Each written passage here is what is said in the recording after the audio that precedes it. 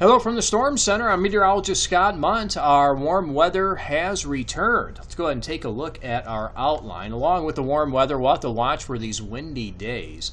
We'll have one today in western and central South Dakota. Some of those stronger winds will eventually move in the eastern, southeastern Kettleland late today, heading into this evening.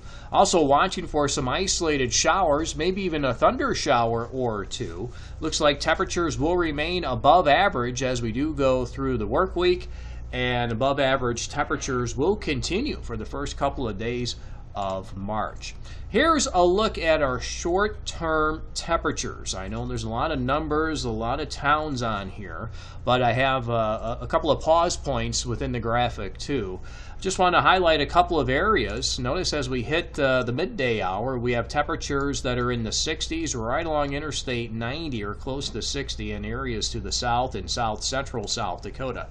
That's at noon. As we continue into the afternoon hours, notice how that spreads a little to the north and maybe slightly to the west, but also to the east and into southeastern Kettleland. So the second outline here is where we will have 60-degree temperatures at 3 o'clock this afternoon. So getting close to the Sioux Falls area. And then as we get into maybe 4 or 5 o'clock, we'll have to watch for our shower chances at that time. So that will hinder our chance of maybe hitting 60 degrees in parts of southeastern Kettleland. Not saying it can't happen, but I think we'll have our thick cloud cover later this afternoon, and we'll have to watch for a couple of those scattered showers. But that's a look at the short-term temperatures. I'll try to put together a wind one later today and probably have that ready for you tomorrow. As we get into the evening hours, those numbers do fall to the 30s and 40s. So here's Futurecast. You can see these showers are trying to dot the landscape in north-central parts of eastern Kettleland, maybe around the midday hour. I cannot rule out a lightning strike with this. You see this at around 3 o'clock from near Aberdeen, Watertown, even Huron. A chance of a shower or thunder shower. And then as that moves to the southeast, we'll watch for maybe a late afternoon, early evening shower or thunder shower in southeastern Kettleland.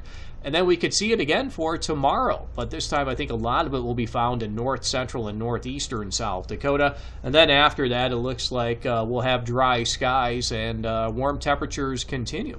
Next graphic is a look at the wind gusts. I mentioned earlier that the winds will pick up as we do go throughout the day today. We do have wind advisories that are in effect across western and central South Dakota. As you can see, later this afternoon we'll have these wind gusts over 30, over 40 miles per hour. Some areas approaching 50, and then those stronger gusts eventually moving to eastern and southeastern Kettleland late this afternoon and evening, getting closer to sunset. We may see that stronger push of wind in the east and southeast along Interstate 29. We'll get a break from the wind tonight. It comes back again tomorrow. Western and central South Dakota will start to see some stronger winds, I think, as we do go through the day. It's enough today to give us a wind advisory in western, central, and north central South Dakota. Some of those wind gusts of around 55 miles per hour into western Kettleland.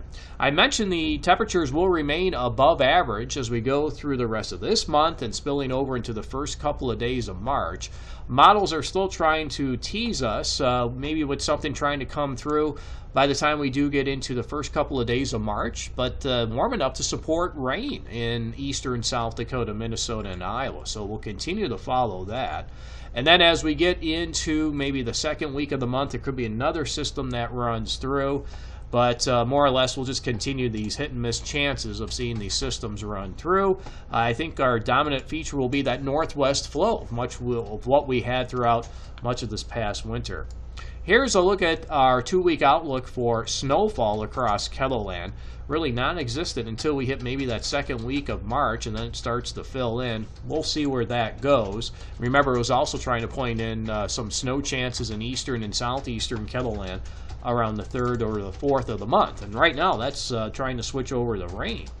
Here's a look at the American model, trying to bring in some snow chances around the 4th or 5th, so it's continuing that idea of maybe seeing something during that first week of March, and then beyond that, it looks like tries to bring something in maybe around the 10th of the month too. So a couple of things worth watching in our forecast as we do begin March. Here's a look at my prediction so far this winter. I'm 20 inches behind my prediction of 32.4 in Sioux Falls. I'm just shy of a foot in Aberdeen, and I predicted around 3.